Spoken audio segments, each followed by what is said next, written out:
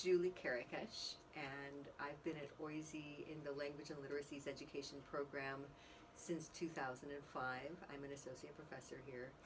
My area of interest is interlanguage pragmatics and institutional discourse. Would you please tell us about your recent research projects? Sure, I'll just a little bit about what interlanguage pragmatics and institutional discourse are. In a word, I'm interested in how people communicate effectively with one another, and particularly how learners of additional languages acquire that ability in the second or additional language that they're learning. Of course, there's a lot of variation even among proficient speakers of whatever their mother tongue is in the ability to communicate effectively, interpersonal skills and so forth. But this is also a skill which is acquired as people are learning and using a second language or additional language in a foreign language setting or in a second language setting. So the ability to convey a message effectively at the level of in an appropriate way, at the level of formality that is expected, with the right kinds of politeness strategies or not, when to use slang, when not to use slang, how direct to be, what to do to save face if you are talking about something which can be face threatening, how to help the person you're speaking with to save face if you're saying something which might be threatening to them, for example, asking them for a favor or something like that. That's all, in a nutshell, the study of pragmatics, and looking at how people acquire those skills is interlanguage pragmatics. I have tended to look at pragmatic questions in institutional settings in which there's a power dimension. So workplaces, that's my primary area of interest, but also other institutions such as institutions of education. So how do people with higher power interact with people who have lower status, for example? What do email communications between professors and students, or between the president and her faculty look like, for example? So what are the main contributions to the body of knowledge and community in general? From my research, Yeah. I have been focusing within that. I've been really interested in what makes for successful interactions in gatekeeping encounters. Gatekeeping encounters are encounters in which one person has the power or authority to make a decision which will affect the other person's future in some way. For example, a job interview, an immigration naturalization interview. And one of the things I've found in my research is that establishing rapport is very important. And one of the ways rapport has been established in many of my studies in the data from many of my studies, is through the establishment of co-membership. When people talking with each other identify something they have in common, something that they can both relate to, it helps them to develop rapport. And that's called co-membership. So one of the areas my research has uncovered is this notion of co-membership. And sometimes it happens not when people are talking about the very important stuff they need to talk about, but in between that talk, when they're making small talk. Another area that my research has been looking at recently is soft skills, which is related to small talk, but some people refer to soft skills as the oil that greases the wheel, so that operations at work or in other settings move smoothly. Interesting. What are the current trends in the area you're working now? I mean, area of pragmatics. Well, I'll say a little bit about the 3 or 4 areas in which I'm doing research before I say something about the trends, if you don't mind. One area of my research is, as I mentioned, workplace communication, specifically ESL, English as a second language, how English is used by learners of English as a second language or by speakers of English as a second language in the workplace. Another area is the acquisition of academic English skills for graduate school, for graduate studies.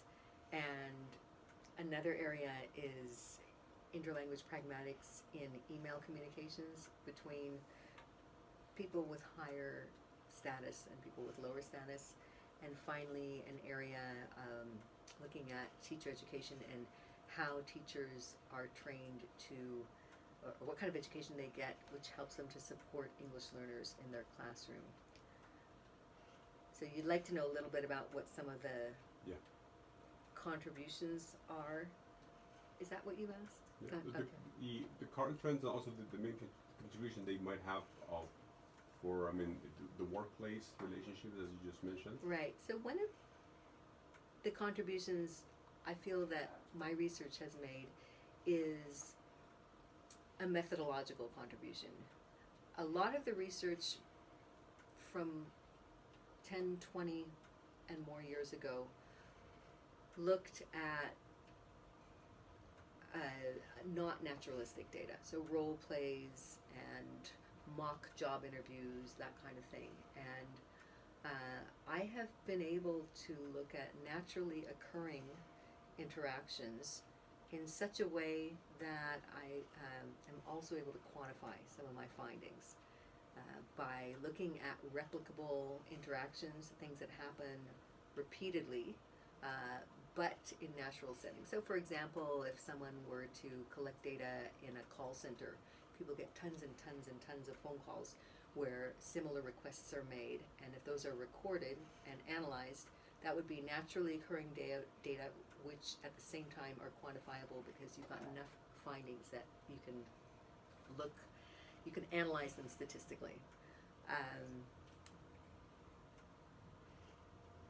Another contribution that I feel my research on workplace communication has been is to really define what successful communication means and to distinguish that from speaking according to native speaker models. Native speaker models, I might talk about a little later too, are pretty much impossible to identify and define in the first place.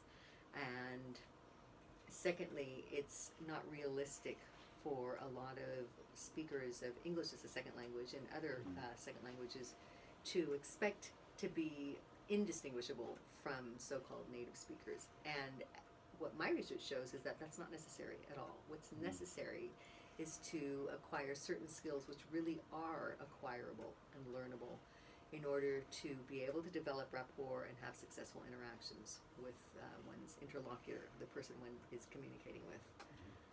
If, as a student, as graduate student, I'm interested in your area of research, what can I do to learn more about such area? Well, you're welcome to take my classes, of course, on workplace communication, and pragmatics, and discourse analysis, and sociolinguistics. And there's a lot of great work being done right now in workplace communication by people like Joe Anguri and Janet Holmes and Helen Spencer Odie. And I recommend some of those, some of their publications as well as some of my own. Now, how about for sure there are some controversies around any topic. What might be some controversial issues in your research area? So in the area of English for academic purposes and how that is a set of skills that are necessary for students to succeed in graduate work, there is still a lot of emphasis on the native speaker model, despite the fact that many people acknowledge that that doesn't make a lot of sense. So I would say that's still a pretty active controversy. I personally am very anti-native speaker model. We can't define native speaker, okay? Native speakers, people who identify themselves as having English as their dominant language, do not necessarily have English as their first language. There are many people right here in LLE at OISE who feel most confident using English in an academic setting, but that's not the language they speak at home, or that's not the first language that they learned. There are many people who were born and raised speaking more than one language. So it's really hard to identify what a native speaker is, who a native speaker is of any particular variety of a language. Also, English has a gazillion varieties, and so who's the model going to be? We can talk in the abstract about this notion of English for academic purposes, and we can identify some of its characteristics, and though they don't come naturally to people, it's not the kind of language people use at home with their families, and that's my side of the argument. Yeah, but unfortunately, as I'm sure you agree that still there are some countries that would like to employ only native speaker teachers.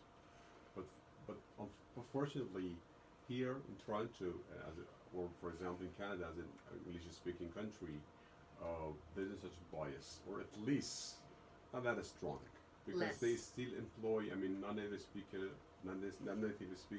speakers to teach EAP courses, but you have a slim chance of getting such a job, for example, in some other countries. That's right, but it's not just one's accent, it's also the way Yeah. one looks, right? Yeah. There's a lot of bias against racialized speakers, even if they are dominant English speakers, but they look like a racialized minority. There's Yeah. discrimination against them. These are the kinds of issues that keep my work very important, to raise awareness and to learn and educate others about what really matters in communication and what doesn't. So thank you very much. Thank I really appreciate you for joining our interview, for answering our questions. Oh, it's my pleasure. Was that long enough?